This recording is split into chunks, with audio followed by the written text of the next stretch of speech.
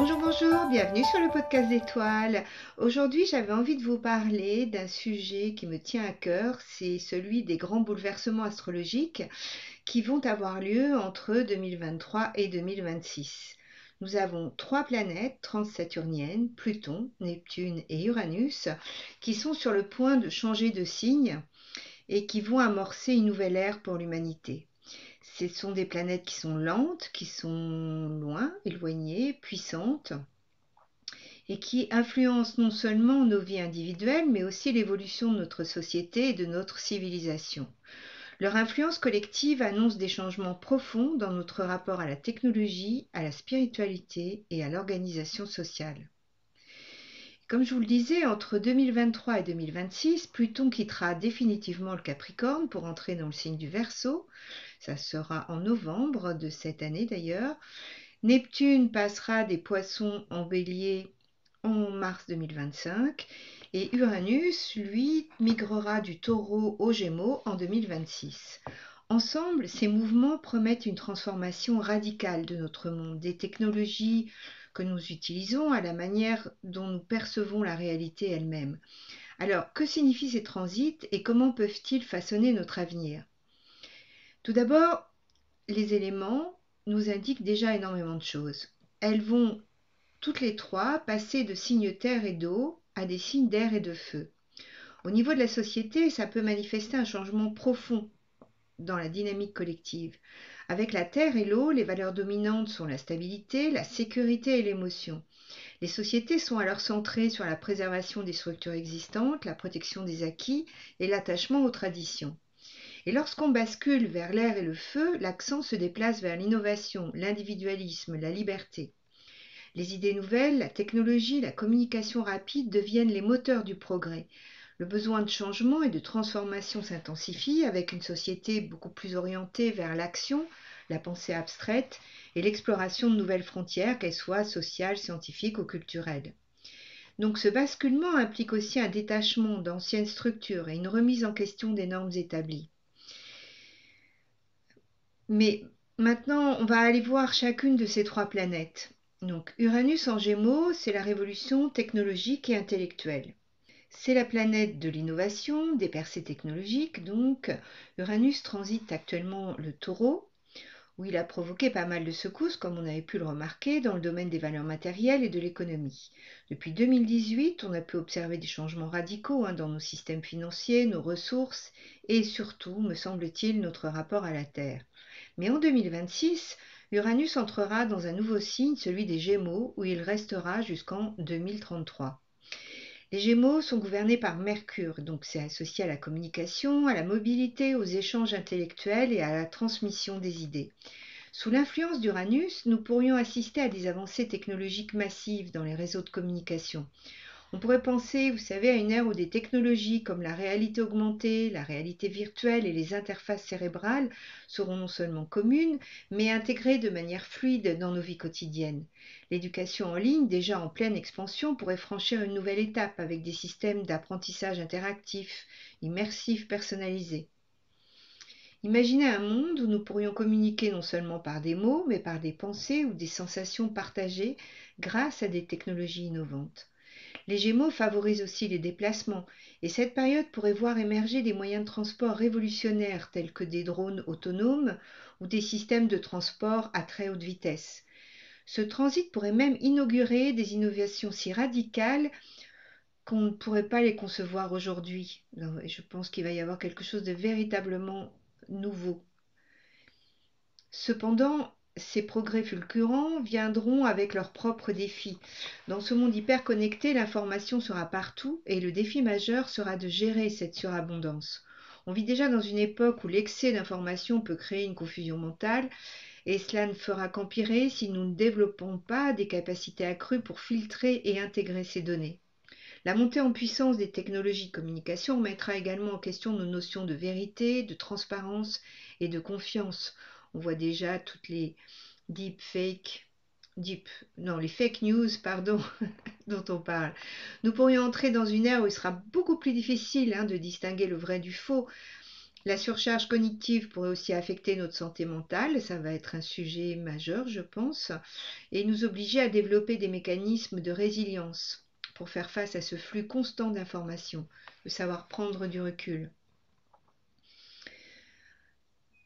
Neptune, lui, c'est la planète des rêves, des idéaux, des illusions. En 2025, Neptune va quitter les Poissons où elle réside depuis 2011. Neptune est très à l'aise dans ce signe d'eau mutable, elle est chez elle. C'est là où elle favorise la dissolution des frontières, la spiritualité, l'évasion dans des mondes imaginaires. Mais bientôt, Neptune va passer dans le signe de feu du Bélier, gouverné par Mars. Et elle va le faire en compagnie de Saturne, et ça va inaugurer une toute nouvelle manière d'aborder nos rêves et nos idéaux. Le Bélier, donc, c'est un signe de feu, d'initiative, d'action. Là où Neptune en Poisson favorise l'introspection et la contemplation spirituelle, Neptune en Bélier incarne une spiritualité beaucoup plus active, audacieuse, combative. Cette période pourrait voir émerger des mouvements sociaux et spirituels d'une intensité inédite, où les idéaux ne se contentent plus d'être des rêves lointains, mais deviennent des actions concrètes pour transformer le monde. Les jeunes générations en particulier, d'ailleurs, pourraient être animées par un profond sentiment de mission. On pourrait voir une montée d'actions militantes en faveur de l'environnement, des droits humains et des réformes sociales. Neptune en Bélier incarne aussi une spiritualité qui n'a pas peur de se battre pour ce qu'elle croit juste. Ce sera un temps d'engagement fort où les croyances et les convictions personnelles prendront le pas sur les traditions spirituelles établies. Cependant, cette énergie n'est pas sans danger, bien évidemment. La combinaison de Neptune, planète des illusions, et du Bélier, qui est un signe aussi guerrier, peut parfois engendrer des comportements extrêmes, un idéalisme excessif qui peut conduire au fanatisme ou à des confrontations idéologiques violentes. Certains pourraient défendre leurs convictions avec une telle ferveur que le dialogue et la modération seront vraiment mis de côté. Donc il sera crucial de trouver un équilibre entre l'engagement passionné et le discernement. De plus, avec Neptune en Bélier, on pourrait assister à une redéfinition de la spiritualité elle-même. Les anciennes traditions pourraient être mises en question et de nouveaux courants spirituels plus personnels, plus individualisés pourraient émerger. Cette quête de vérité spirituelle pourrait prendre des formes radicalement différentes de ce que nous connaissons aujourd'hui, ouvrant la voie à une multitude de nouvelles pratiques. Pluton en Verseau, on en a déjà beaucoup parlé, c'est la planète des transformations profondes, du pouvoir, de la renaissance. En novembre 2024, Pluton quittera définitivement le Capricorne, après avoir passé plus de 15 ans à déstabiliser les structures de pouvoir rigides et à révéler les failles de nos institutions. Son entrée dans le signe du Verseau marquera une période d'innovation radicale et de refonte complète de nos systèmes sociaux et technologiques. Le Verseau, c'est un signe d'air qui est gouverné par Uranus. Donc il est visionnaire, progressiste et axé sur le collectif. Pluton en Verseau représente donc une refonte totale de nos systèmes avec une transition vers des structures décentralisées et plus égalitaires. Les hiérarchies traditionnelles, ébranlées sous l'influence de Pluton en Capricorne, je pense qu'elles vont laisser place à des réseaux d'interconnexion, d'échanges et de collaboration. Cette période verra l'émergence de technologies de rupture comme l'intelligence artificielle, des nouvelles sources d'énergie et peut-être même des percées dans le domaine de la colonisation spatiale. Les innovations technologiques vont redéfinir non seulement la manière dont nous vivons, mais aussi notre conception du pouvoir. Pluton en Verseau pourrait également transformer nos systèmes politiques en favorisant des approches plus horizontales, plus participatives. Cependant, cette transformation ne va pas être sans défi, bien sûr, parce que la technologie nous offre des possibilités incroyables. Elle pose aussi des questions cruciales sur la vie privée, la surveillance, la liberté individuelle. Parce que dans un monde où tout est interconnecté, comment protégerons-nous nos données personnelles? Comment éviterons-nous que la technologie ne devienne un outil de contrôle de masse? Les luttes pour la liberté d'expression et des droits numériques seront au cœur des débats de cette époque. En conclusion, les transits simultanés d'Uranus, de Neptune et de Pluton, en à peine 3 ans de temps, vont marquer le début d'une transformation majeure pour notre civilisation. Ces planètes représentent les forces de l'innovation, de la spiritualité et de la transformation, et elles nous invitent à repenser en profondeur notre manière de vivre, de penser et d'interagir avec le monde qui nous entoure. L'avenir qui se dessine sera sans aucun doute plus technologique, plus connecté, mais aussi plus collectif.